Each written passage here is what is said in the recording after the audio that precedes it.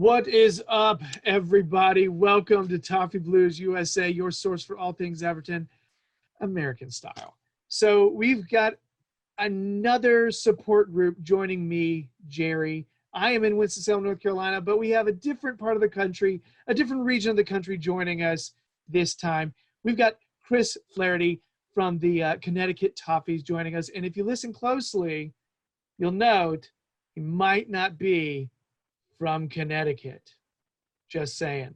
So it's just a guess. So Chris, welcome. It's great to have you. Thanks for coming on. Thanks for having us, Gerry. We're looking forward to it. So Chris, Connecticut Toffees. Talk a little bit about the Connecticut Toffees support group. Like, do they have a meetup spot in a specific city, or is it one of those things where it goes to several different cities, or how do y'all like to do it? So to be honest, right now we haven't actually had a meetup because we're so new. Really? So I've managed to get, we've got about 12 to 15 supporters. A couple I know back from Liverpool, a couple that I know from over there originally, and I saw supporters clubs popping up, around the country and around the world. So I thought, why not get one in Connecticut? Yeah. And after I did research, I've seen there'd been one in Connecticut, but there'd been no activity, through social media. I reached out to the club and they said, no, go for it. So I managed to get it. But right now we're just talking through Twitter, through WhatsApp. I got a little WhatsApp group going with them. We managed to get like a pop-up shop going today with some merchandise out there. So just trying to spread the name as best as I can until we all feel safe to meet up and get together. So this is exciting. This is a different phase of really any of the groups that we've spoken to so far. This is so fledgling and it's awesome. So this is 12 or 13 members at the moment, just kind of talking via social media. So you don't really have your meetup spot where and honestly with pandemic, it's hard to figure all that out right now, especially for your first meetup, that would be difficult. But so do you think, as far as this particular season goes, are you thinking about anything as far as any kind of meetup this season, or are you going to keep kind of staying the course?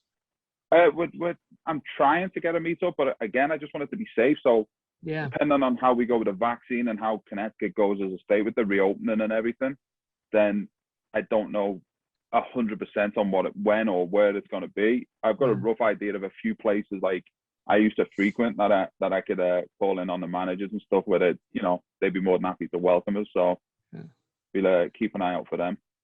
Oh, that's awesome. So yeah, so it's baby steps, but you're doing awesome. This is great. I always admire when I'm actually talking to somebody who's taken the initiative to say, you know what, I'm gonna connect and I'm gonna kind of be the hub, kind of try to get things going. That's just great, because that's honestly, that's what we're noticing every single time when we have one of these shows, is that connection, the idea of actually connecting with other Everton supporters. So where in Connecticut are you? I'm based in Trumbull, Connecticut, which is in Fairfield County. But a lot of the members are within, a 45-minute radius of here. There's a few members a little bit further out who I know it's a little bit far for them in terms of the area, but when I've put it out there and I've spoke to some of them, they're more than happy to travel down, to see the Blues, to see us, to get together as a group. So we will see. Yeah, that's awesome. Fingers crossed. So how are you in Connecticut? So originally, I have a long backstory. I've been over here on and off since 2002. I'm a soccer coach by trade, working as a coach. Then I played at college. Then I went back to working as a coach, and now I'm just a full-time soccer coach. I work in the States. So that's basically where I am. So do you coach all ages, or do you have a specific age that you usually focus on? I coach all ages. I was coaching at the university level, coaching at the travel level, the premier level, the tiny kids classes, everything. Nice. That's great. What is your do you have an ideal age where you're this is the age I connect with the most? It's 10 and 11. on it all depends on like if it's the girls or the boys. 10 and 11 girls, for some reason, I take to them and they listen and they work harder. Yeah. And then it's the older girls at the college level that, you know, they want to play. Yeah. So they're into it, and you get a lot more out of them sessions as well. This is cool. Very cool. Hey man. Well, so before moving to Connecticut in 2002, you said? Yeah. Let's get a little bit more detail as far as before that. Where were you? I was in Liverpool. Yeah. Liverpool, playing, working, and trying to watch Everton as much as I could, trying to get a match. But I had an okay playing career, so that kind of stopped me from going games sometimes, which wasn't always ideal. Where did you play in the States? Like you said, did you play college ball? Is that what you said? Yeah, I played for Mitchell College up in New London, Connecticut. I was gonna say, is that yours? That's my freshman jersey. Very cool. Yeah, I played up there. That's awesome. What size is that? Is Mitchell College? It's a small Division 3 school. When I was there, it was a junior college. Yeah. Changed over to Division 3, but they're probably 1,500 to 2,000 pupils. Good for, you know, like sport management academics, which is what I got my degree in. The sports teams are generally do well. They've transitioned into Division 3, so they're finding it a little bit of a struggle, but they're still doing okay. That's cool. Yeah, I started off playing for Belmont Abbey College, which is about the same size. So it's kind of, it's very, very interesting. Yeah, it was a strange thing because I went to big public schools during my whole academic career, and then I went and I was playing soccer for this tiny little private Catholic school just outside of Charlotte, North Carolina, and it was different. It was a very different experience. But I got to be honest, I unlike you, which seems like you have had a serious passion for it. Like I got burned out. I got burned out after 2 years of playing, and it was, and also, you know what? I think a big part of it was maturity level. I think it was maturity level. I don't think I had experienced enough life when I went to college. I went into Mitchell as an older freshman. So I went in, the kids are 17, 18, and I was 19, 20. So, and I'd obviously living in a different country on my own was all like, grew into it a little bit. So that kind of helped me ease through college, should we say. Yeah. Very, very cool. So, sorry, there's people who are watching and listening to this, you got to realize I did not talk to Chris like at all. We started recording like 2 minutes after we met. So I'm learning a bunch about him right now. So currently, let's delve into, I know you said you were living in Liverpool.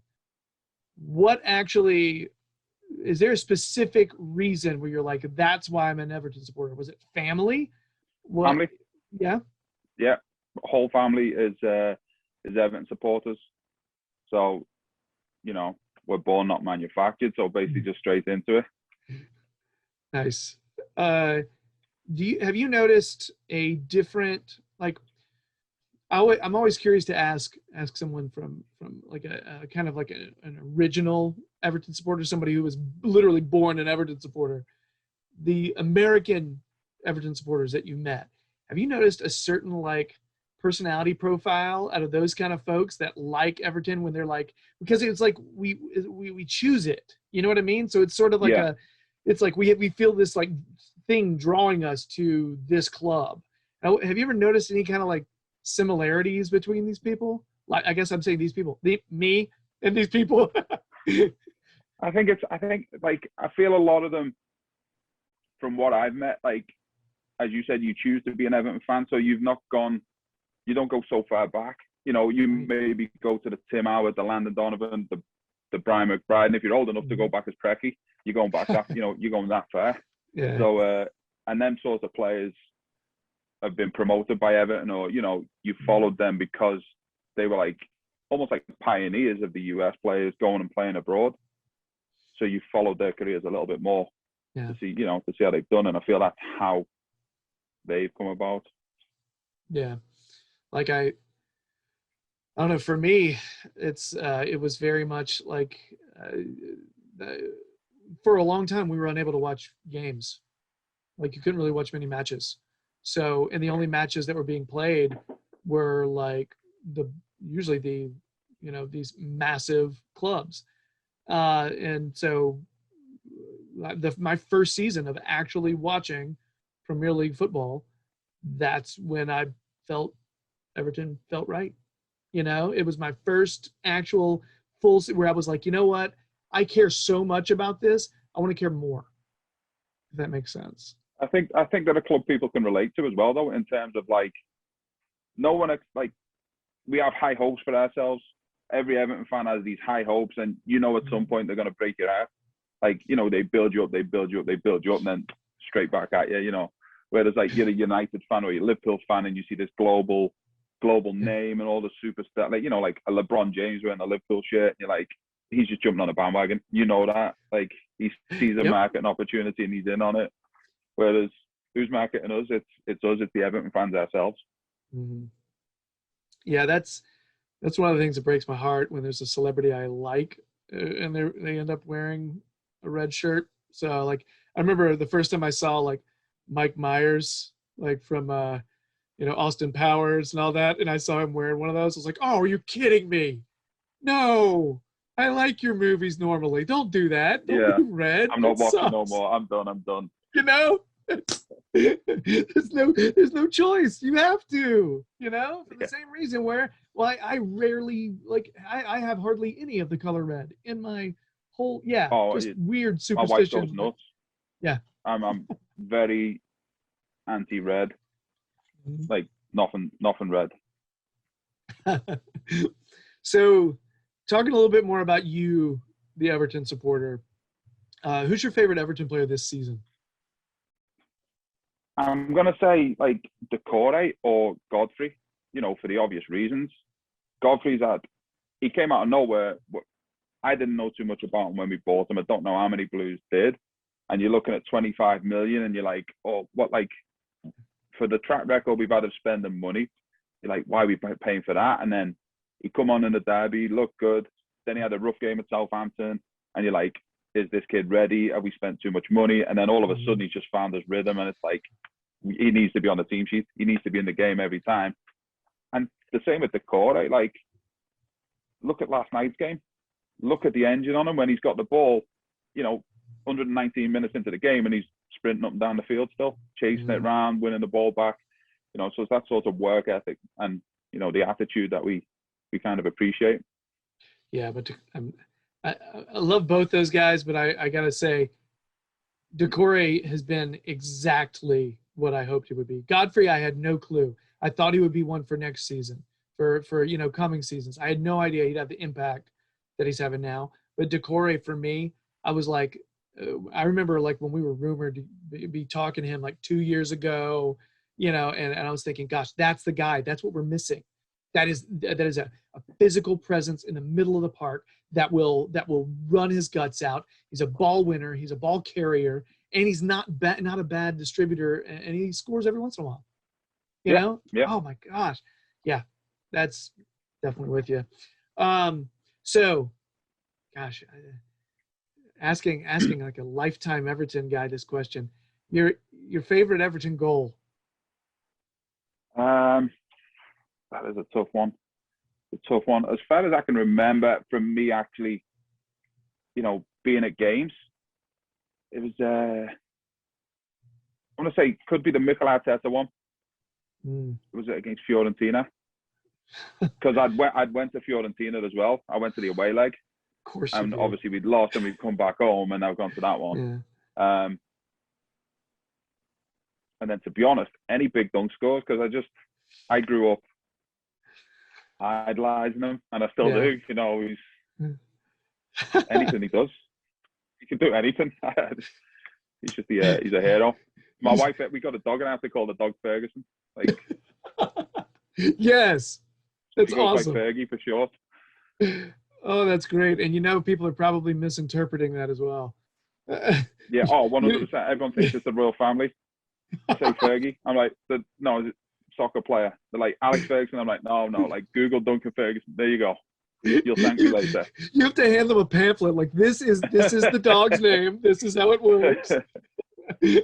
I have to put a pronunciation on it as well because they misinterpret the way I pronounce it and everything.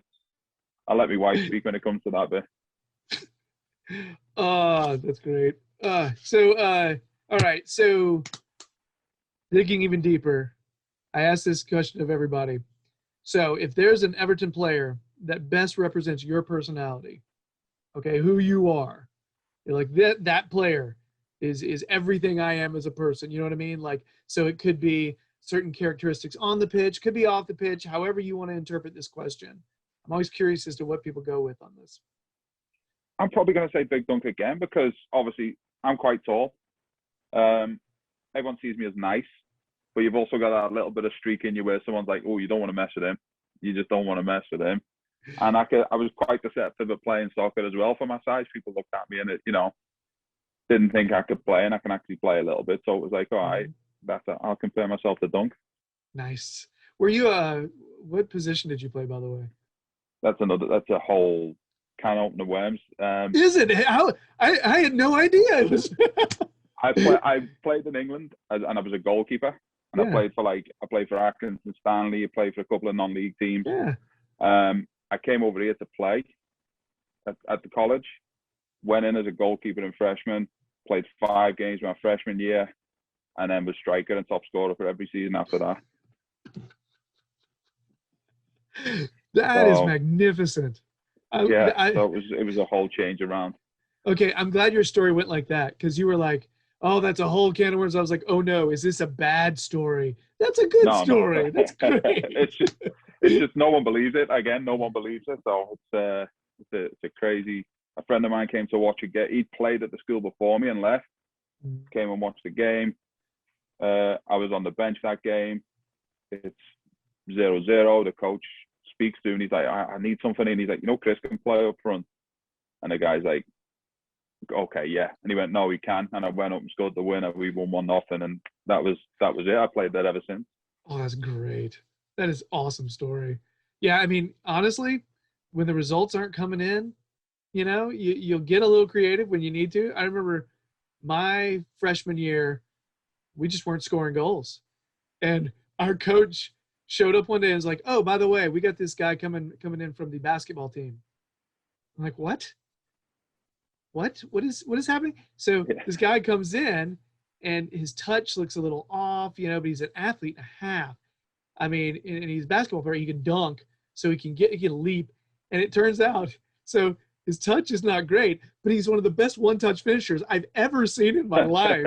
All of a sudden, this guy becomes our leading scorer just like that. And it turns out he was an all-state soccer player during high school, and he played college basketball. And I'm just amazed at that kind of athleticism and talent. And oh my gosh, got to be ridiculously in shape also to be able to go hop from one sport to the other. 100%.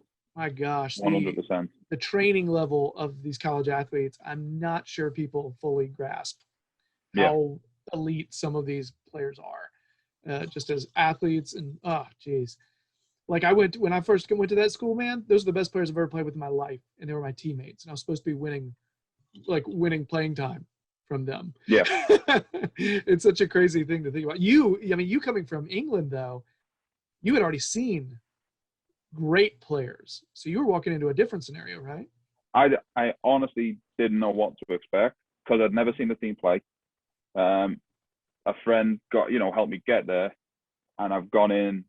I think I missed my first day of practice because I was on the plane flying over. I had little sleep and got up the next morning for the 7 a.m. and I was out there early just because I was awake, and I got paired up with one of the guys who was the lower end of the roster, like the lower end, more of a token, like he's on the roster, and I'm stood like kicking about with him, and I'm thinking, what am I doing? Like, what am I doing? And then, lucky enough, a few of the other boys who could play showed up. We had a couple of Brazilians at the time who they were good to play with, but we got into a lot of arguments with each other. There were, the two different styles of play, but they were good boys to play with. So it was an eye opener for me, to be honest. I bet. I mean, you're going to another country to play with my gosh, in a very different type of environment as well. Yeah. I mean, yeah, geez. All right. So anything else you feel like we need to know about you? Anything like that makes you even more unique? I mean, you're doing great as it is. I just realized I should ask that before we transition into Everton stuff. I felt weird without having a good segue, but yeah. No, I think we're good. I think All we're right. good. If I think of anything, I'll let you know. I appreciate it. Just butt in. It's cool. So really quick thought before we get into match reviews and match previews and all that stuff. This, for the audience out there who are listening and watching, this is being recorded on a Thursday, which means the FA Cup draw was this afternoon. So we now know who we are going to play in the next round of the FA Cup quarterfinals. Of course, our name's the first one that's pulled, and the next one pulled is Manchester City. So we've got City at our place, which is cool. Quick reactions on that one, Chris? At first, I was happy I saw that name come out at home. And then once you put it on back in the bag and pulled out Man City, I'm like, oh, Man City. But my thoughts are like, we're going to have to play that. If you want to get to the final, you're going to be playing Man City at some points because at the form they're in, they're unstoppable. So I'd rather play them now. And if we do lose, we've not got all that hope of getting to the final and being that close to winning it. But, I feel it's more of an even ground playing at a Goodison for us. It's more of our stadium. Fingers crossed. Who knows? Maybe fans might be allowed back in. It'll add a little bit of a difference to it. You never know. I doubt it, but you never know. But yeah, you know what? To win the cup, you have to do it the hard way sometimes. So if that's the case, let's do it. I mean, I suppose people have won the cup with really fortunate draw after really fortunate draw after really fortunate draw. I suppose that's happened. But I will say, we get past City, and I'm feeling really, really good because at that point you've played maybe the best, the top form team in England. You played maybe the top four and you put them behind you. And I gotta be honest though, I'd have feared more of a Bournemouth at home because I feel that sometimes when we play, we lower the way we play. So like if we're playing a top team like City, we're on our game and everyone fights with everything. We play someone like Newcastle the other week. You go and play a Newcastle or you play a Bournemouth, and we've done it against in the previous rounds against Rotherham, and you scrape through or whatnot, but it's not as easy on us. Nothing's ever easy on us. Yeah, it's weird though. I will say, like a lot of times we scrape through. I do feel a lot more confident holding on to a 1-0, 2-1 lead with Carlo though. You know what I mean? Yeah. Like even if we were playing one of those, like if we were to manage to get a lead against them, I'd feel a lot more comfortable than I have in the past. Like and honestly, with City, man, I got to tell you, and with Carlo in charge, I'm just not as worried playing anyone now, The funny, I look at our lack of depth, and we're supposed to be really having a serious issue with depth on our team, and we're managing to find solutions and be okay. I mean, we're going to talk about it in a bit after we talk United, but the Spurs match, we were missing players. Heck, we're missing players against United, and we're finding ways to get results, So there's I'm positive about this draw. I would feel a lot more cocky if it was someone not City. I just saying that. So I'm not going to go up to every City fan going, "Oh, we're going to take you now." I'm not going to do that. But honestly, I'm not going to be surprised if we win that game. I feel good. Yeah, I agree. I agree. All right. So, anything else on City in the cup coming up? No, just bring them on. No. Bring them Yeah, on. that's honestly Toffee Blues John, I think, tweeted that earlier from the Toffee Blues account, and I was like, yes, that's how you have to think right there. You can't sit there and like, not in the face, you can't do that, no more, never. All right, let's move. United over the weekend. That was a thrill ride. I thought Saturday was going to be the thrill ride of the week. I thought that was going to be our biggest adrenaline shot. Yeah. And I don't know if I can take much more.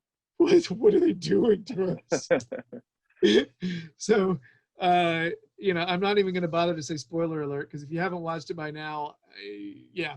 But 3-3 draw with United. What a weird match that started with an incredibly dire first half that was just sad to watch. I died a little inside, and like at halftime I was like, well, if it's going to keep going like this, I need to plan my afternoon to get my negative energy out. First half was pretty bad, but so some mistakes made, but I don't want to necessarily start like that. Let's start positive. Chris, we came out second half. Second half was a complete shock. If you like you said, if you haven't saw it and you see the first half, you never believe that we're getting anything from that game. So it was like, come out second half and we hit them with 2 goals in 3 or 4 minutes, and you're like, oh, hang on, like Everton have come to play finally, and we had a go, and like you said, the goals that we conceded, Olsen slips, like it happened, it happens. He makes a mistake, it's a goal. If Gerry, we're not going to save Gerry Mina slip because he did that anyway. But if someone else slips, there's a chance the keeper can save it, Yeah. But going back onto that, I don't think there was a foul in the build-up myself. I think it was poor referee, and I don't think Holgate fouled to allow the free kick to come in. But again, Everton, it's which Everton shows up when, where, what half. Are they going to do it in the middle of a game, at the end of a game? Who knows when? The difference in mentality was pretty staggering. When I look at their first half goals, right, I thought we looked so like we were packing back and we weren't pressing at all. Like, I mean, Bruno Fernandes' goal is a perfect example. He takes a second, he wants to pass, looks around, realizes he's got space and can place a ball perfectly in the corner just because he's just got all the time in the world. And I know, and we're talking Tom Davies was probably the closest man, and he's a player who had a pretty good game. Not going to sit there and like totally rail on Tom Davies for it, but you wonder, like, somebody's got to be. I mean, he's one of the best like outside the 18 finishers. Bruno Fernandes, he's really good. You can't give him that big a look. The thing is, like, if you look at that goal again, though, I know, like, I agree Davis should get out to him, but there's also Dina's gone out on the left, and there's a player just in there. So if he does go and press him, he just slips that ball in anyway. It might be a different outcome. You don't know, but it's a tough one, because he doesn't know, do a go press him, do a slide over, what do it do, and it's unfortunately, like you said, you've got Bruno Fernandes, who seems to have a hand in anything that United score and can put it where he wants, puts it into the top corner. That's the thing. If you were a neutral watching the highlights of their first 2 goals, you would probably say that United team is special, because the first goal, the cross by Rashford and the header by Cavani, I mean, it was just really pretty play. And it felt, and it's just slightly over Keane's head. Keane has like one more like bit of hair. You know what I mean? Just all he needs is just like that much. And that flicks over Cavani's head. It's just, but he just can't quite make it.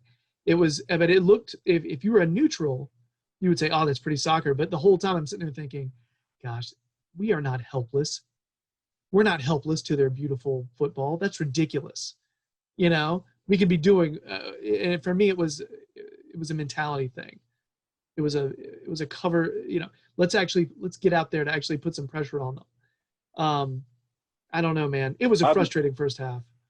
I'd love to be a fly on the wall to what was said at half time. Like, yes, I would love to, like, just put me in a corner so I can just sit and, like, who went flying off the handle? Did Big Dunk go in there all guns steaming? Did Carlo just act as cool as he can be? What went on? Like, what got said? It's hard for me to imagine that Dunk said nothing.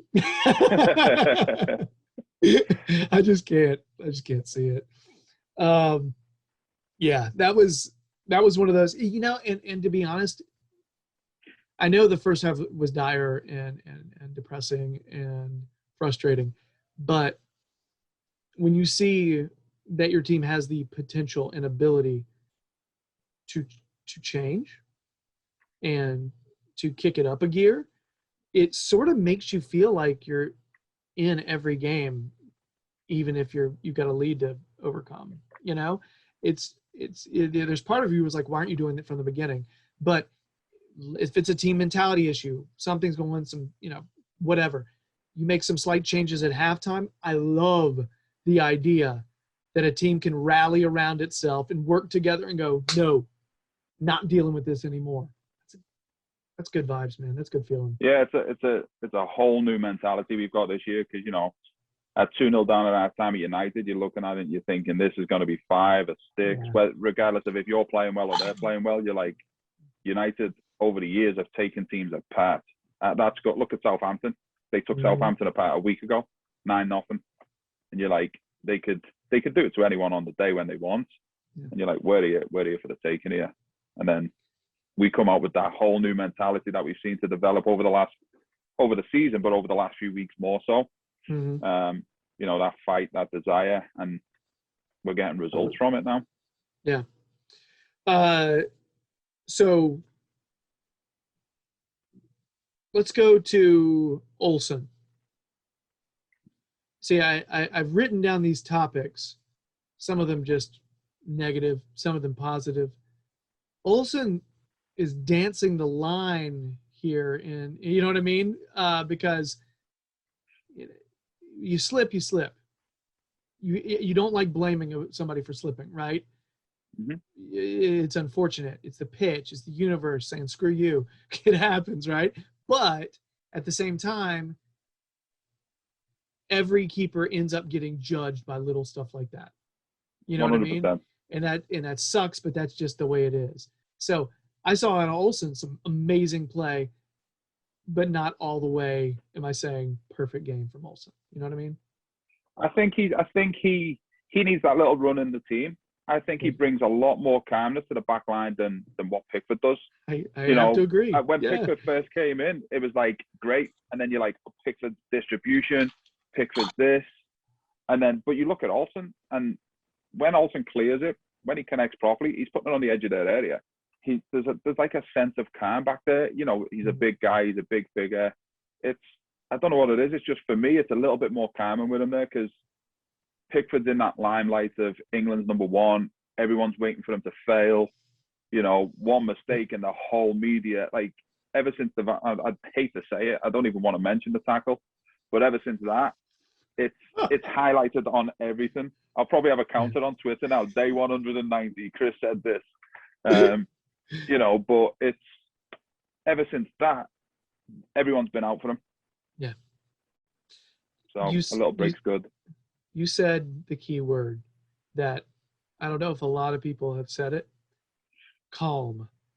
And that is what I think Pickford is kind of missing now.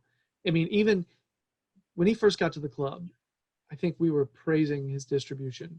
Like, it was, I mean, just heck of a left foot. Could just put it pinpoint accuracy on someone's, right in stride to someone streaking down the field. But I don't see that as much this season. And I think it's up here. I think he's not calm. He doesn't feel calm. And I feel like there's some things, I think it helps. I think it's actually helping him to have a backup there, pushing him, forcing him to focus on the things that are important. But I just feel like he's pretty nervous right now. Yeah, like you said, a lot of the times now them kicks he was playing and he's hitting the right winger, the left winger, he's putting out. And then if you compare the two after they can see the goal, Pickford's body language is just distraught. Like, he's pulling his top, he's shouting, he's doing something. Olsen's more like in shock that he conceded the goal. Yeah. So he's like, but he knows he's let one in, but it's like the two different styles. And Pickford now, I think he needs that little break out the limelight, out the starting lineup. Whatever injury he's got, hopefully he comes back. But I'd give Olsen that little run because the team seems to be settling down a little bit with him in goal. Pickford seems like he needs to throw. When he concedes, it's like he has to react. He has to give like a little bit of personality. He always has to do it, whether it's something as simple as sticking his tongue out and going, or something like that. Yeah. Just something simple. But he has to. He feels like he has to give a reaction. And you're right. Olsen is much more clean slate, just blank. Interesting. Yeah, definitely. So Olsen has definitely saved us a decent amount lately. But you got to say, you hate seeing the slip, giving them the third one. Yeah. Because he normally would have that. He would have had that. Talking about a big guy, long arms, he'd have had it. Yeah. So before we go on to talk about your man of the match, anybody where you pinpoint him where you were kind of like, you know what, this person feel like they could have done better? Holgate for me. Holgate, I feel he's another one who's like in the last few weeks, his standards have kind of slipped a little bit, and he's not performing at the level he was at the beginning of the season. I gotta agree. If you look at the first few balls in the United, I think it was the United game. Yeah, the United game, he was giving them away. His touch was going out, and like we've got the Connecticut Toffees group text going, and I've got a group text with a few Blues back home, and we're talking about how much that got, like how much Holgate had just dropped on the radar. Like he's just not the same player he was at the beginning of the season. Continuing, I think Carlo does a really good job of squad rotation, and that little break can sometimes be what you need to get hungry again. And we'll get later to Spurs to talk about Coleman, because he had a little stretch out for a while. Yeah. And and sometimes that you just need to get that hunger back.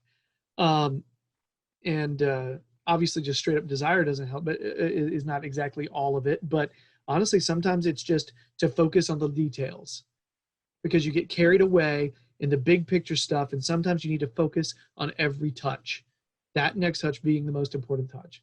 So yeah, I could easily see a young guy like Holgate getting, a little bit carried away, not really focusing on everything, because we've seen him do it in the past before too. But I do think he's matured a lot, and I think just a little spell out was all he needs. Yeah. So, who's your man of the match? I'm gonna go with Andre Gomez. Good choice. He had a great game. Like I thought he had he's another one. Him, Davis, and Sigurdsson are in for a lot of like stick on Twitter off the different supporters around the world. But people don't analyze what he does. Like Gomez's job, like people see him as this attacking Kevin De Bruyne style, spraying passes, hitting this, hitting that. And when I coach kids, I use the simple phrase, KISS, keep it simple, stupid. And Gomez does that. He wins the ball. He knows he's not blessed for pace. He plays it off. He'll get it back. He'll move it. And he just like pulls the strings around that midfield. Yep. Yeah. I think everybody's been wanting him to hit that uptick in form, since his injury, really. Since he came back from his injury, I think a lot of us for a while were just kind of like, he's not fit yet. He feels pressure to play. He really shouldn't be right now. It was so great watching him look so strong in the middle. Against a strong United midfield as well. Obviously Pogba went off and you got Fernandes in there, but like he more than held his own and took control second half, and he was picking out players, and Davis again, Tom Davis. was big in that holding midfield role. Huge, like position for him. Yeah. And again, Davis, not doing everything like completely perfect, but is it me or does it feel like his passes, like breaking the lines, are a lot more well chosen now? Like he's being a lot more careful, and he's not giving the ball away nearly as cheaply as he did before. He would see someone streaking, and when he put it would be like just a step off, and it would get intercepted and would come back the other way. That was such a common thing for Davis because you were like, oh, what a good thought, what a good idea. But he's a Premier League player. He should be able to, He's split, Yes. He's matured a little bit, and obviously Ancelotti's bringing that out of him and the backroom staff.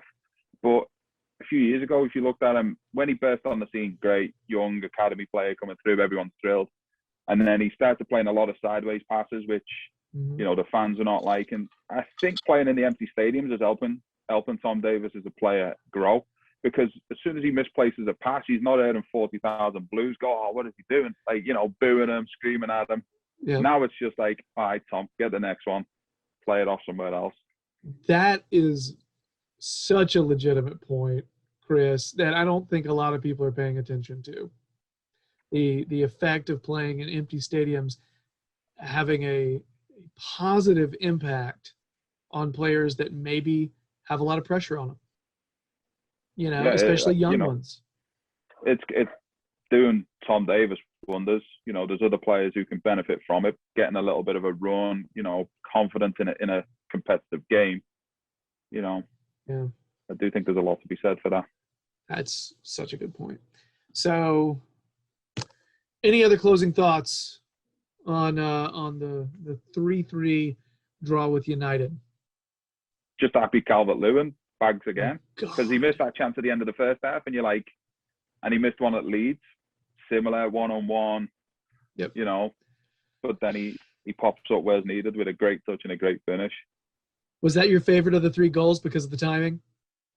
Because of the timer, but I thought you can't take nothing away from James' goal. That's the one. Finish. I don't think people understand how difficult it was. Decore's fired it in at your waist. He's brought it down and hit it in a phone box, really.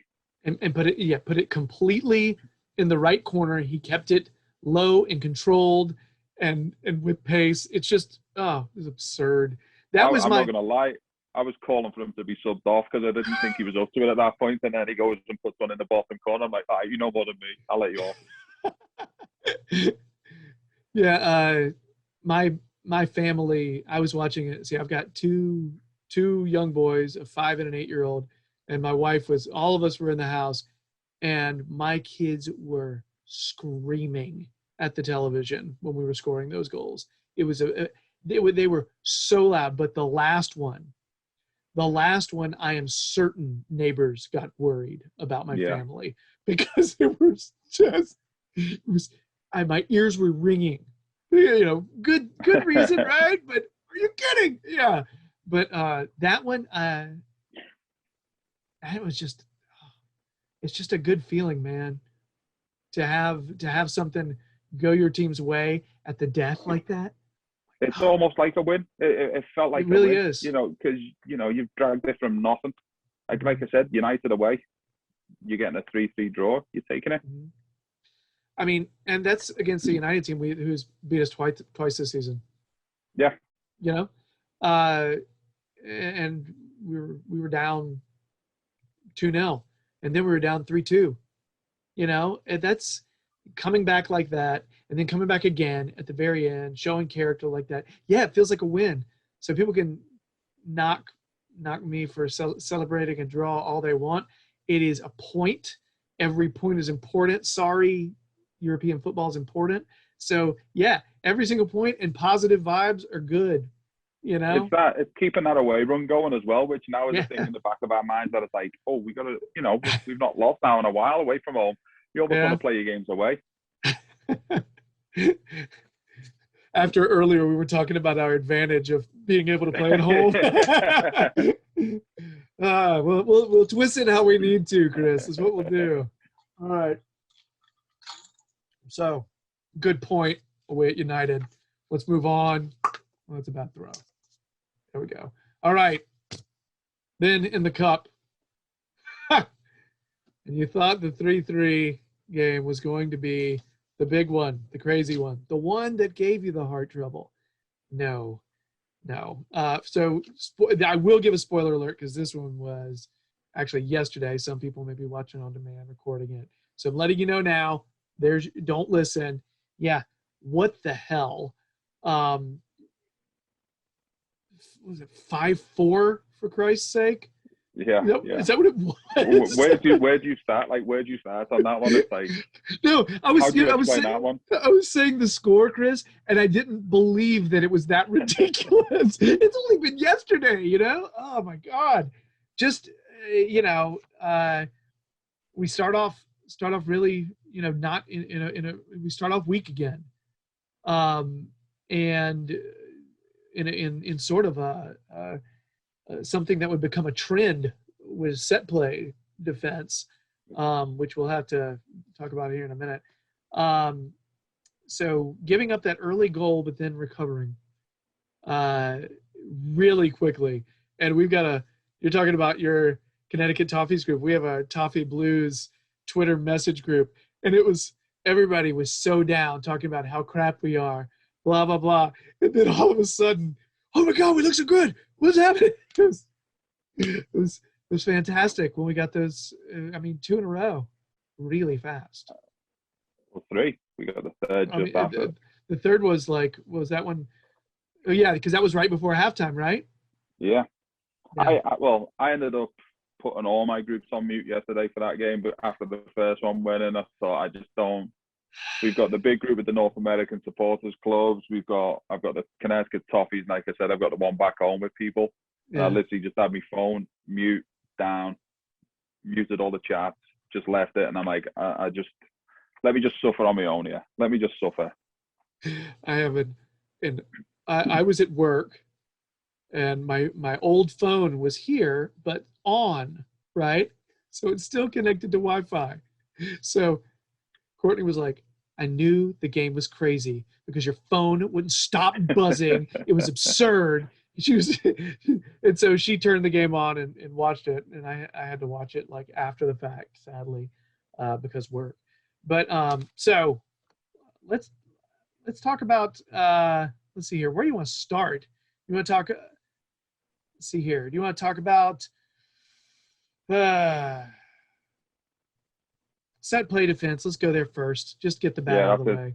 Let's get out of the way. I was fuming at Sigurdsson for the way he's defending corners. Like, I don't get why. Face the ball. Yeah. Face it. Like, he's trying to block off Sanchez, who's a big lad, and you're facing him, but the ball's coming from behind you, so you're not seeing it. But if you look at Sanchez's second goal, which I only noticed, like, as every Blue, you watch every time it's on now just to watch it again if we win. But as the corner come in, Dini's doing the same with whoever flicked it on. I think it was it. Vertonghen. He's gone, right? Alderweireld. Whoever flicked it on. I think it was Alderweireld. I think you're right. Dini's doing the same thing, facing him as opposed to facing the ball. I just don't think this zonal marking that we're trying to do, it's not doing us any favors. Yesterday more so than that. Like, we conceded that one. We conceded one against Newcastle that way. You know, the free kick into the box. For some reason, on free kicks deep into the box, like the United one, we're dropping so deep, like right on the keeper's toes. We're not giving them the space, you know, to get out. You know, to have a little line to give the keeper the space to get off his line. Yeah. But yesterday was, anytime they got a corner, I was hiding. You got your hand in your hands and you're thinking, what's going to happen? Yeah. And it actually, and at the end of the game, I think we were all, So it's just something I didn't expect as much, to see us giving up repeated goals on set pieces like that.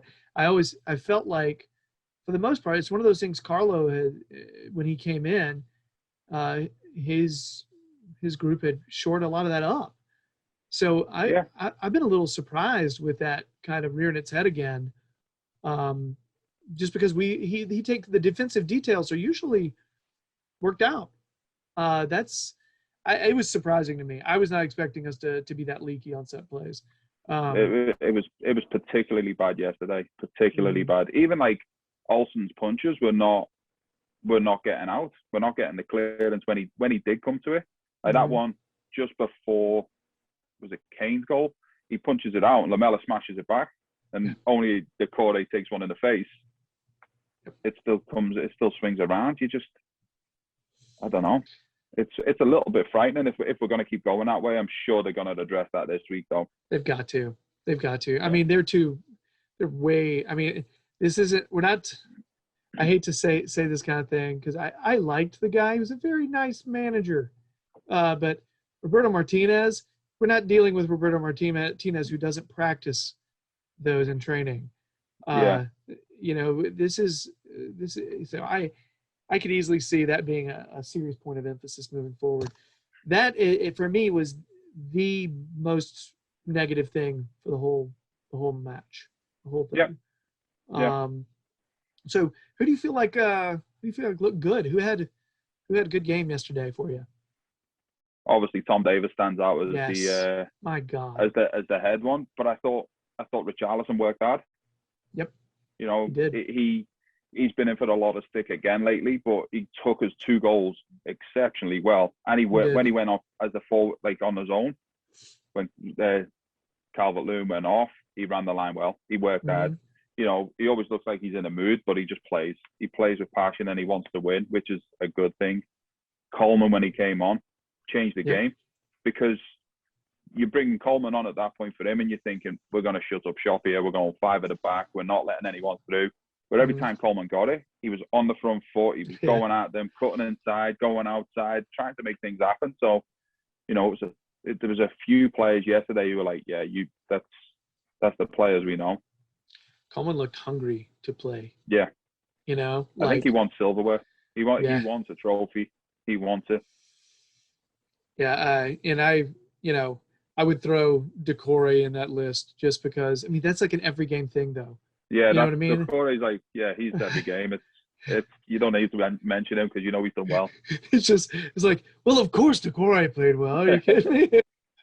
Yeah, he's just everywhere. He's omnipresent. I remember when we signed him, I told my 8-year-old, I was like, you know what, that guy right there, you need to watch his work rate. You need to watch him. Watch how hard he works. Both ways. Could be going that way, could be going that way. He will track people back on defense. He is going to be a part of the attack. I was like, you need to watch that guy. Yeah. And I'm glad I haven't been proven wrong on that one. Yeah. He's been a good signing. Man. So we mentioned Sigurdsson earlier. What a weird game from a guy who defends like that on set pieces and then gets the assists that he gets. You know, because one in particular, one of those assists where I was like, that's really nice. It was just, you know, I don't know what to make of him. He was another player I was calling like Rodriguez last game. I'm like, you need to do something. You need to take him off. Like, what's he doing?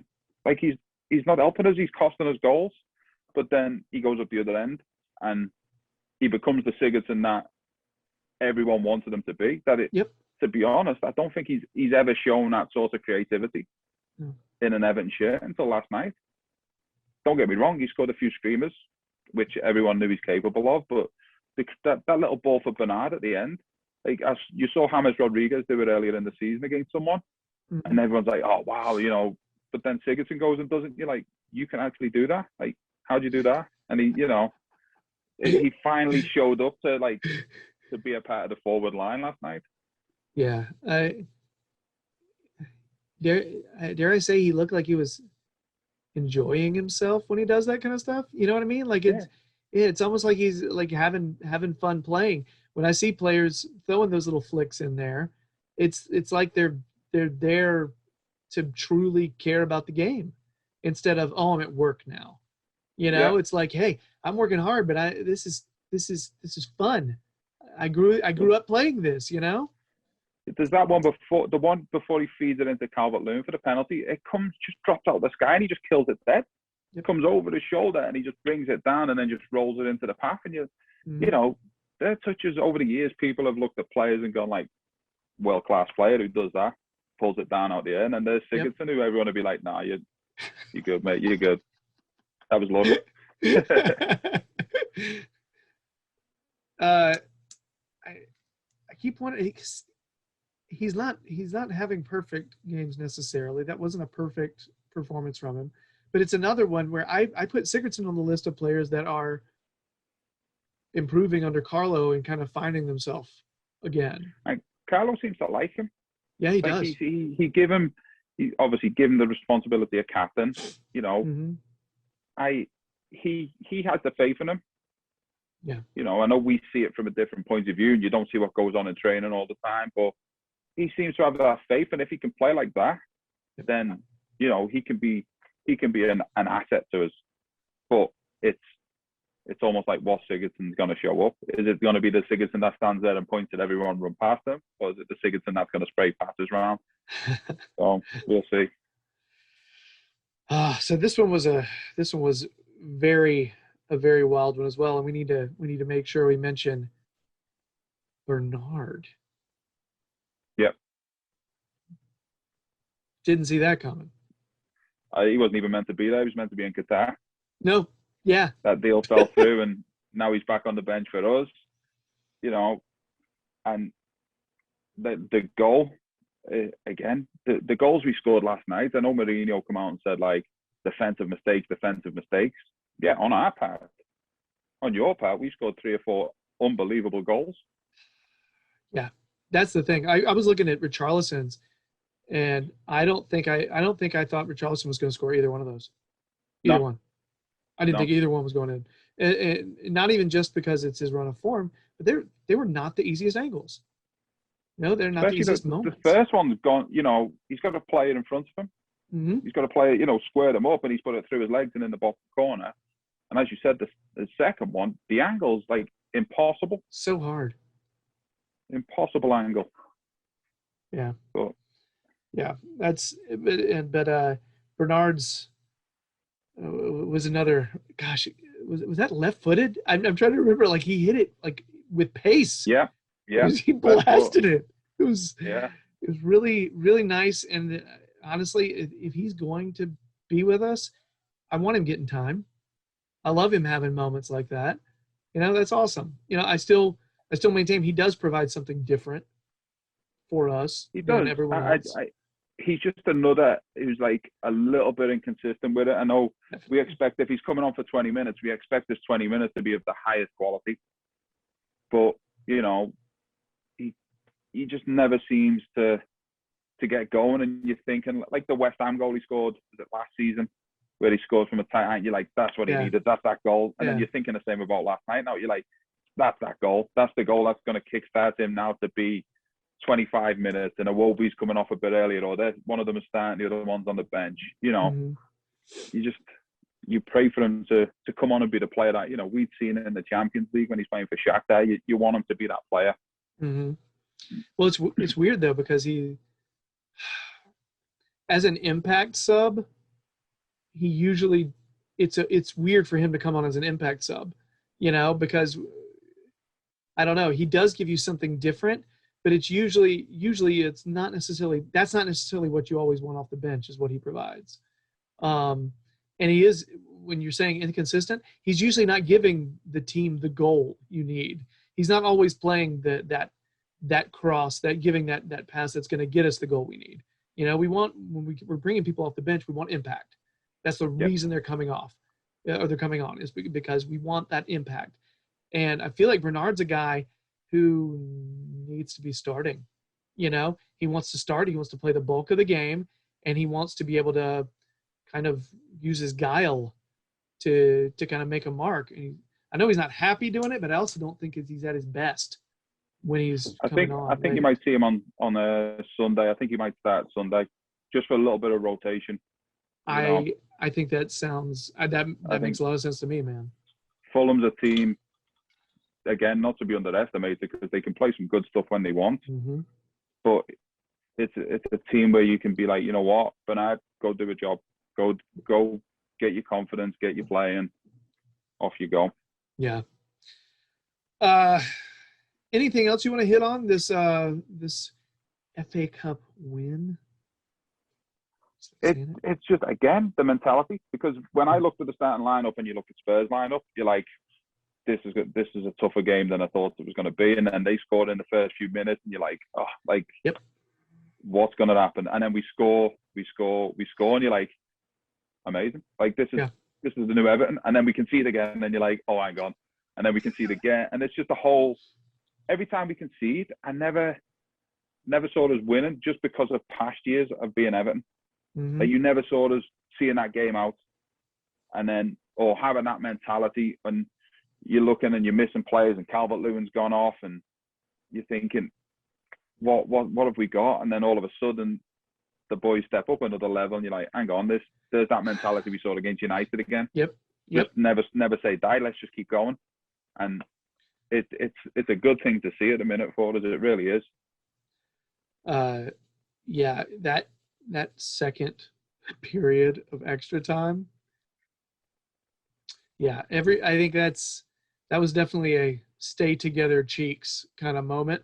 That was tough. That was yeah, if I didn't have heart trouble before, I certainly do now. That was, oh my God. And it I think if you were to poll 10 Evertonians saying, do you think we're going to get scored on in this second extra time?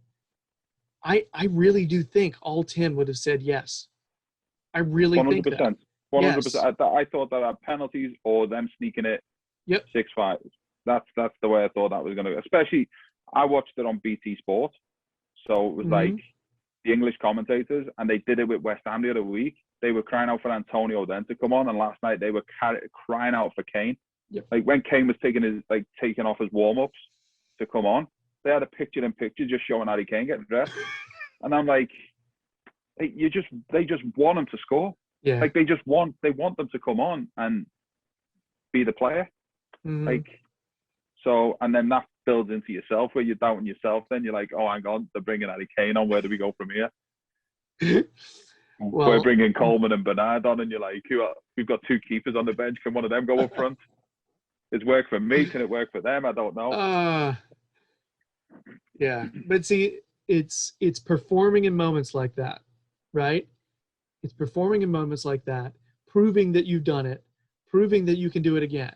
You know what I mean? The more you get used to that, the more you develop that, but you learn the behavior, you learn what it takes, your mentality, it just starts locking down every time. You're not going to get all of them, but the more you get, the more it just becomes more routine. And you know what? And then it's going to become a little more routine for us as supporters. It's a big game mentality. You know, it's being the player when you need to be the player, which, again, United built upon Fergie time for years.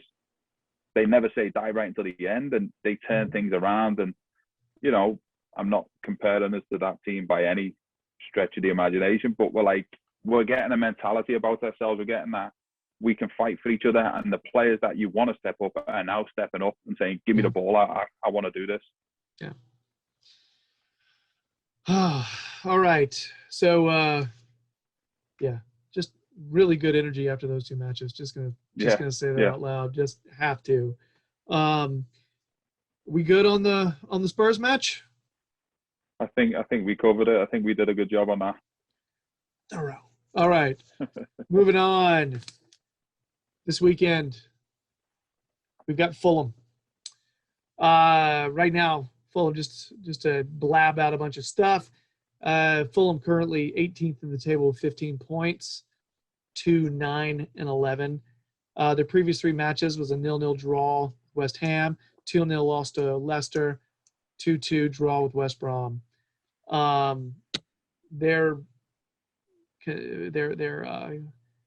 not to sit there and sound like a total idiot, they are consistently inconsistent.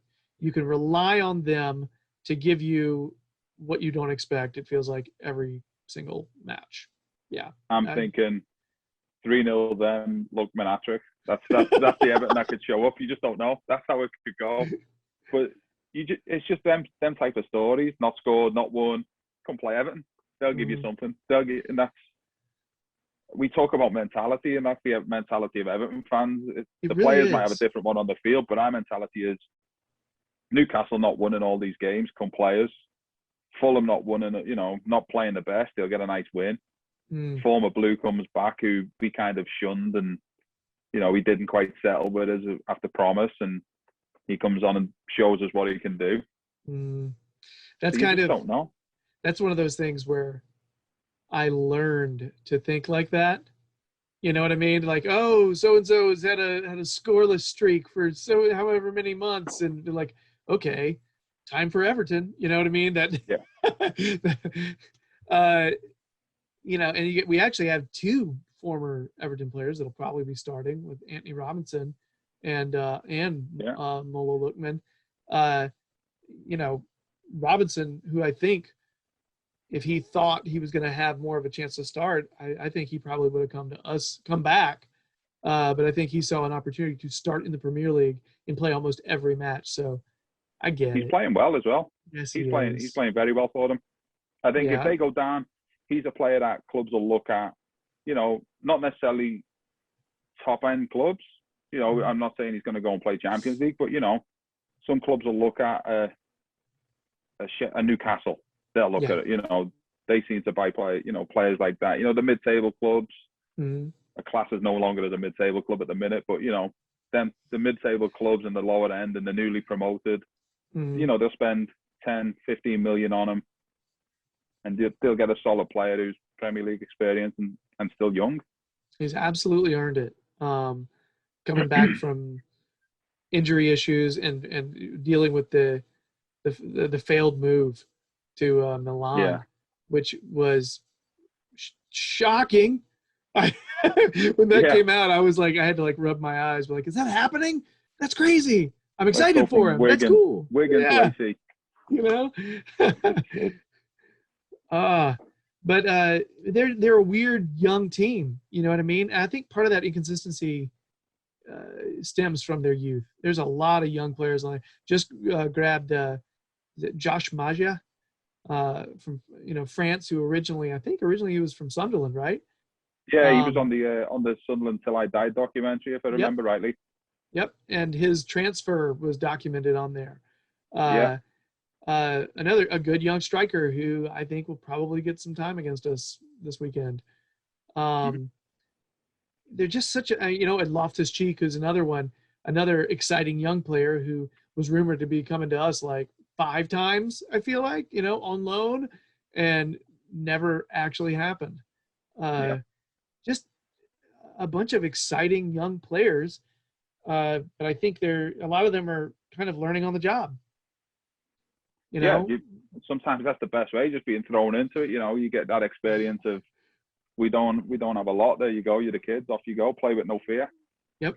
I think that Tosin Adarabioyo, I think that's how to say it.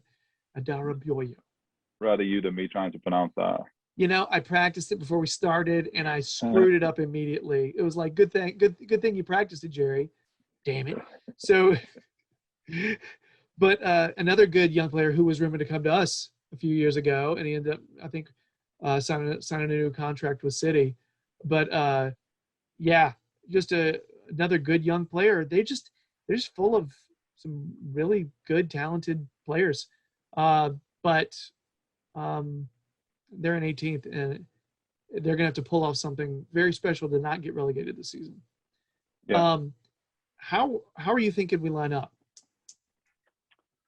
I don't think the back line. I think maybe Coleman comes in. Maybe Digne gets a little break, because I know he went off yesterday, but there was no talk of what happened. Is he injured? Is he tired? He's played a lot since he come back. I think Alan might come in and get some minutes. Yes. Which would be a big plus. Yeah. Gomez, you still got Gomez. No one knows what happened to him midweek. James could be around. There's players. If you, like I said, you look at last night's team. There's players who've been playing regular for us and didn't play. I Mhm. think Calvert-Lewin, now we've brought Josh King in, Calvert-Lewin could have a break, but Richarlison can also lead the line, Mhm. and he proved it last night against good quality defenders. So again, goes and plays against them, and Calvert-Lewin sits on the bench, and do we need him? If he's fit, come on. If not, rest the hamstring. We got City, we got Liverpool after that. Mhm. There's players that are playing, and they get the chance. I think Bernard starts, Mhm. and a couple maybe get the chance to have that little break they need, but they're on the bench should we need them. Do you think we'll go more? I mean, to be honest with you, though, our depth is experienced in the back.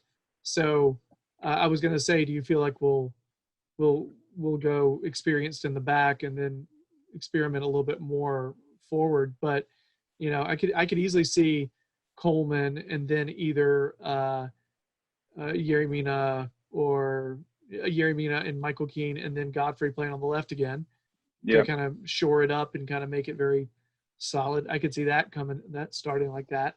Do you feel like with DCL coming off like he did, you feel like this is a Josh King starting for the first time for us possibility? Yeah, I don't think he'll start as a forward though. I think Yeah. he'll start maybe on a right. Richarlison down the middle on his own, King out on the right. Iwobi out. I think Bernard will be on the other left. Maybe James will come in place of like a Sigurdsson because he's played a lot of minutes. And then I think he'll stick with Decore and Davis. So it's there's the three. I think he'll stick with them two behind because James basically has a free roll when he goes in there. If you watch him when he plays on the right, he drifts anyway, and we leave a big gap. He goes so everywhere. Put him in behind.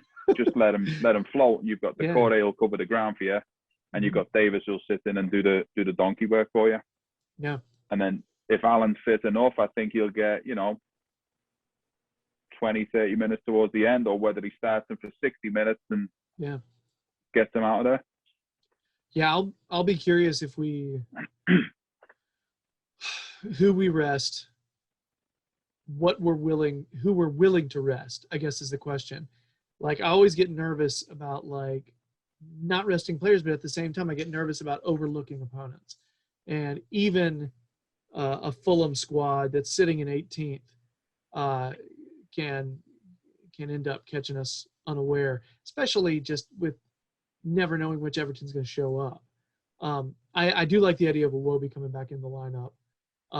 Because for a little while there, he was looking really strong, really fun to watch. He does a job for us that not everybody can do. Finding the cracks in the defense on the dribble. He's not everybody can do that, and it's awesome to have that option. And I love the fact that he's getting confidence too, like you were saying earlier about a lot of these players. Yeah, I think it's his final ball that lets him down a lot. Though was Iwobi is he can do all that and he can do this, but then when it comes to producing the final cross, it's overhit, it's the keeper, it's out, and I think that's what's the biggest frustration for Everton fans because we can see he does everything else. Yeah, but it's where we need you the most is whipping that ball in the box. And that's sort of the problem because he's a 10 that plays on the wing. You know what I mean? So he plays best when he cuts in, when he's cutting into the middle. And if he can't cut in, if he has to go outside, that's when those final balls, the ones you're talking about, are usually hitting the keeper, going out of bounds, hitting first defender. That is a consistent thing that we see from him often. It's the weakest part of him playing in that role, every time. I feel more confident about him finding the goal and finding a corner of the goal than I do for him actually finding across another player on the end of the cross. I feel better about him scoring than I do about him assisting off a cross. Agreed. Interesting. It'd be a fun lineup to watch what you're describing. And I'm wondering if Gomes trying to make sure, like right now I'm like, I don't know how to say it anymore.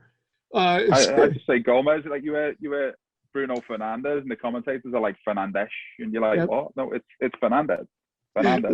I think because they're Portuguese, the S is supposed to be sh at the end, but I've heard Gomez being Gomes.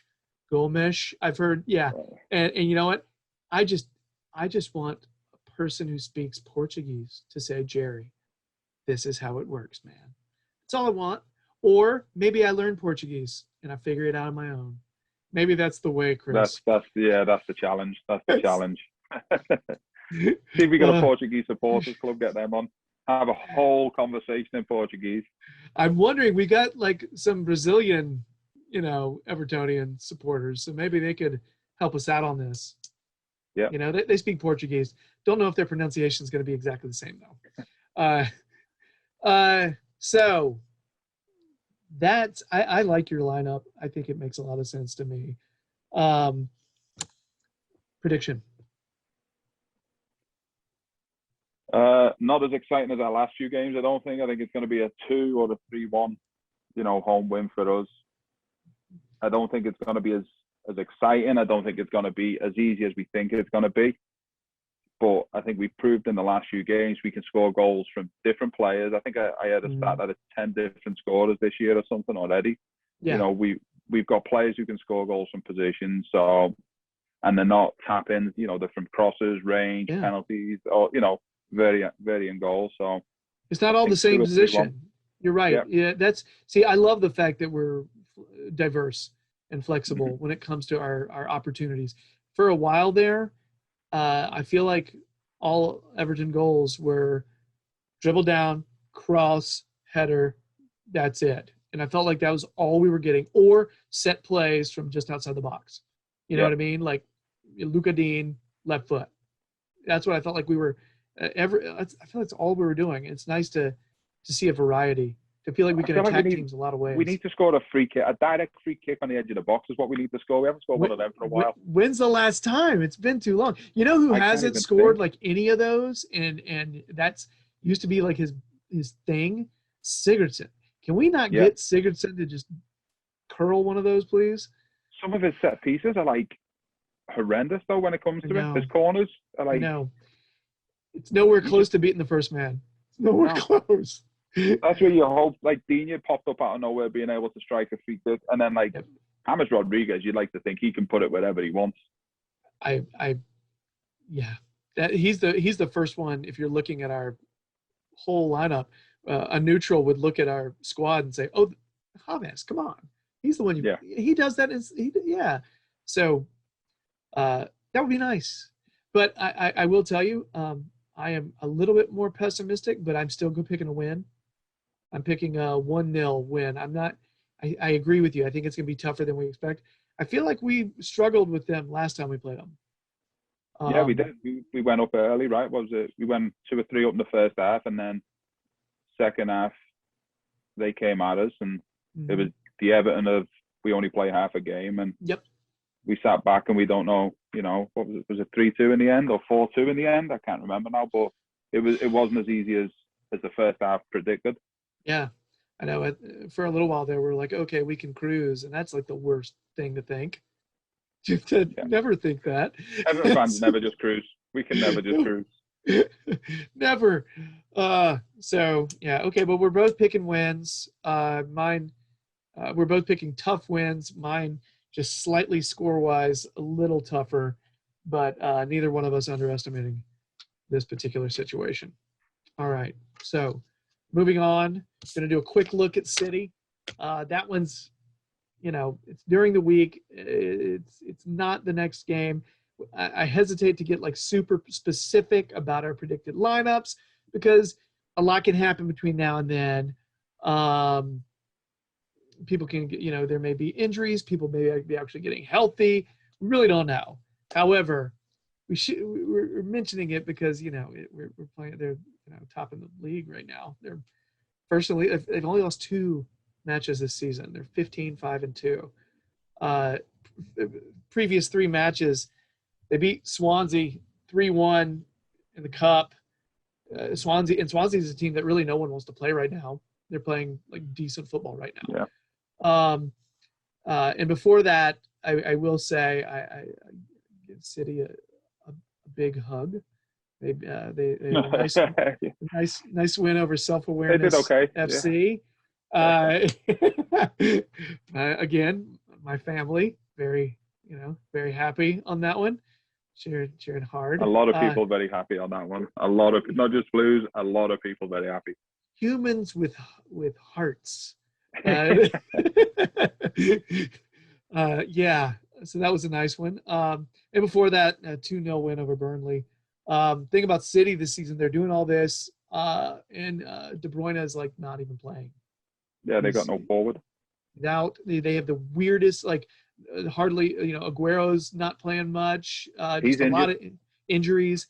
Yeah, so it's just a weird, and they've City is somebody, and I want to just go ahead and say this. Someone tweeted out a brilliant statistical, analysis, not a statistical analysis, but a formational analysis showing the difference in City's results, how when they switch to 3 in the back in possession. I don't remember who it was. If it's your material, it's brilliant. Okay, it was the observation is because for some reason when they were 4 at the back in possession, they weren't as effective results wise. And then you could actually like pinpoint how when they were their performances being stronger, just which is really not a surprise from like a tactical mind like Pep. But yeah, I feel like when you're, I mean, they have so much money. They have so many good players just sitting on the bench. I mean, Phil Foden was a kid. He's He's a kid unreal. yesterday, and he's so legit now. He was already such a good kid, but now he's just like, holy hell, he is amazing now. That performance at the weekend, and even his goal at the weekend, like he's for me as an England supporter, he's got to be one of the first on the plane to the Euros. Got to be, like just it's that thing we spoke about with Fulham with the kids. There's no fear, but he's got the ability to back it up, and he's got the players around him to bring that out of him even further.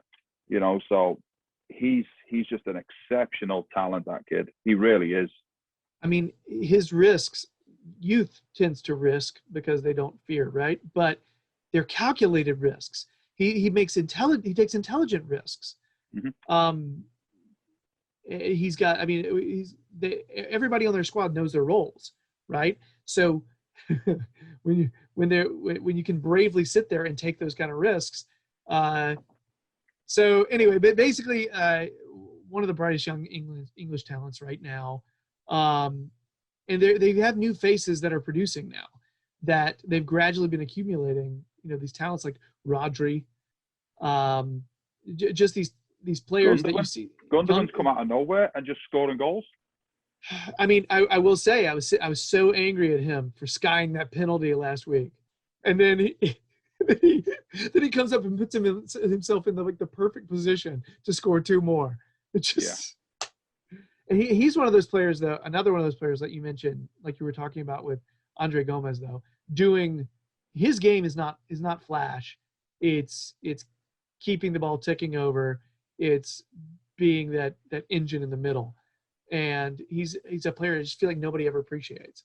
I remember talking to, actually it was like 2 years ago, 1 or 2 years ago, talking to Max Carlisle on this show, and he was saying Gundogan is my favorite player on their team.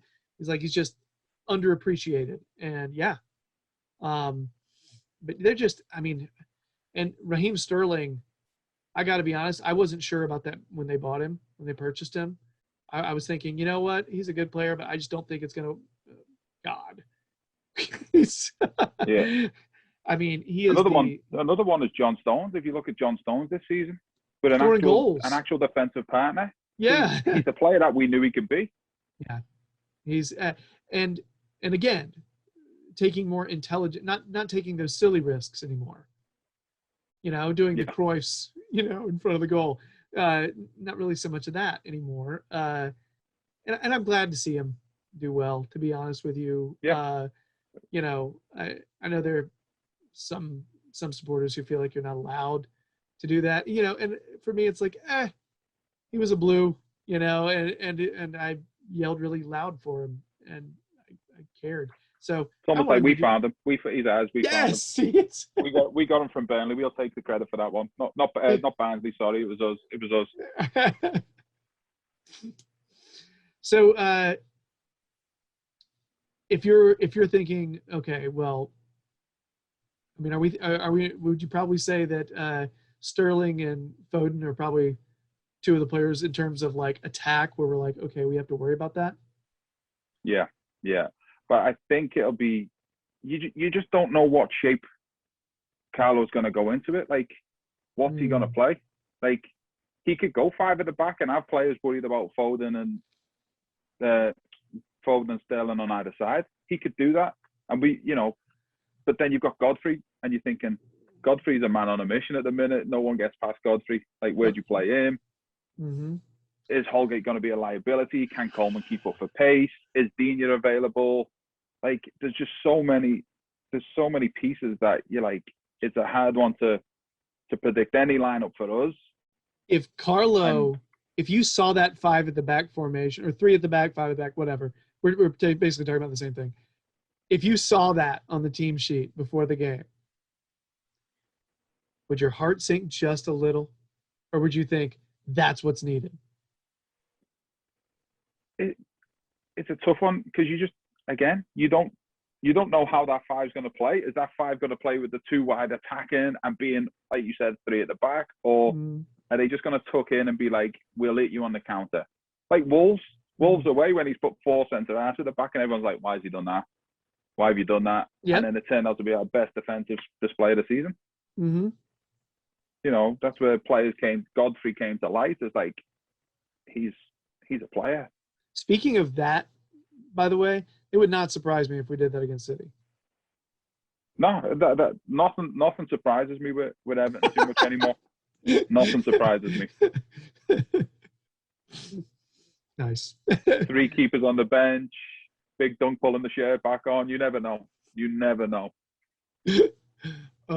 Yeah, I'll be honest. I've not been super psyched when I see us run like 3 at the back, just because I feel like we've struggled at times doing it. But I gotta be honest with you. I think those were situational, and we're gonna be healthy for the most part. Mm-hmm. We're gonna have almost everybody, except for maybe Gbamin. Who? You just don't know. Is he a player? Is there something in there? I hope he comes back and he's great. I hope he absolutely smashes it. But poor guy. I feel so bad for him. Like, he's missed so long, and he's coming back, and around Christmas time he was meant to be back integrated with the squad, and we're now February and there's no sign of him. Like, and he posted a few pictures up of him training. Yeah, and we've made Besic. We've made Besic part of our Premier League squad. Yeah, Mo Besic. You know what I mean? So I mean, I feel like if Gbamin was going to be available, we may not have done that. I don't know. I don't know. I don't know if this kid's ever. He was touted for big things, but it's a serious injury when it's keeping you out for the best part of 2 years. Was it 2 years? A year? I think the poor guy's had serious injury after serious injury. You know what I mean? Like, he has one, and then there's a complication. Then he's got another one. It's just, yeah, it's terrible. Yeah, it's not a good situation for him. Anyway, we took a turn. We didn't mean to take a turn. We took a turn. we went into Gbamin land, which, we hope one day will be a pleasant place. But for now, we're gonna have most of the options at our disposal. Carlo's gonna have like all the toys. Yeah. And you're wondering, because City, I feel like we're gonna be healthier than City is. So having said that, we have no idea how we're going to line up. We have no idea who's going to be healthy for them. We have no idea what's going to happen between then and now. But let's make a prediction. What do you got? I'm not too confident on that one. I just think it's a mental block, and it's City, and they're on this run. What is it? 15, 16 wins on the bounce. Yep. They beat a record from someone like Preston back in the 30s or something the other day. Jeez. So they don't even seem to get out of second gear in some games, and they're still putting 3 or 4 past teams, and they have so much creativity. I don't see us winning. I see it being a 2 or a 3-1 game again, depending on Fulham. We lose to Fulham, I think we get a reaction. We coast past Fulham, I think we're not as confident going in, or we're overconfident, we get picked off. I don't see us getting it, and I don't see us getting anything, to be honest. And I hate to say that. Normally I'm optimistic, but I don't see it. You know, normally I'm not super optimistic, but I'm going to say a draw. I'll take that. Which in, you know, if you've got perspective, that is pretty optimistic. You know, I ain't sitting there going, yeah, Mr. Optimism, I picked a draw. Now, I'm going to say 2-2. I think there's going to be goals in it. I don't know. Yeah, but I do feel like this will be a nice little primer for us to play them before, you know, because we'll get them again. Yeah. Gosh, we're going to get them 2 more times, aren't we? Yeah, we still got to play them 3 times. Yeah. Good All luck, right. If you got to win things, you got to do the hard way. So we might as well. You know what? They're in the same league as we are. Let's go just batter them. Let's just, you know what? Let's just let Godfrey and Alan loose and see what happens. That'd be nice. All right. So that's the show, Chris. You have successfully made it through a difficult show with a lot of different topics, a lot to cover. And I got to be honest, after this, I am going to have a pint because my brain is begging me to stop thinking. So, Chris, I just want to say thanks so much for coming on the show. It's really nice to meet you. No problem. It was a pleasure being on it. It was you said it was a tough debut for me, but I got through it in the end. I enjoyed it. It was a good chat. You did awesome. It's like you've been doing this for a while, man. I feel like for a lot of people, you're just coming on talking about Everton, which is something you know already. Yeah. You know? Yeah. So speak from the heart and you're good. That's kind of what we try to do when we do this. It's you know, conversation, normal talk. So very cool. So you want to put a plug in for Connecticut Toffees really quick? Yeah, just go give us a follow, see what's happening. If you're in Connecticut, get involved, reach out to us. You know, we'll put you in the WhatsApp group, and when we do eventually meet up, we'll you know, we'll get together and hopefully we get a bigger crowd going. All right, so you heard the man. If you're in the Connecticut region, go hang out with him. Just saying. Yeah, watch games with him because he'll, you know, he needs someone over which to tower. Right, I need people. He needs armrests. Right on. Okay, well, Chris, thanks so much. I'm gonna do my spiel for Toffee Blues here.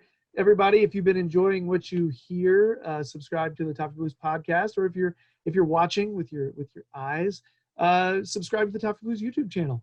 We really appreciate it. If you can follow the Toffee Blues on Twitter, Instagram, and Facebook, that would also be awesome because there's a lot of content coming out of there. And speaking of content, the Toffee Blues website, a lot of the contributors here on this channel put out written work and analysis, and it's all things Everton. You know, they're cool guys. They acknowledge my presence sometimes. It's great. So yeah, that's it. Chris, thanks so much. I'll talk to you soon. Thank you, everyone. Come and you know, talk to me again, man. It'd be great to have you on again. Everybody else out there, we'll see you around 3 this weekend would be great. I'd love to say it's expected, but it's really not how we do things. Much love. Talk soon. Bye.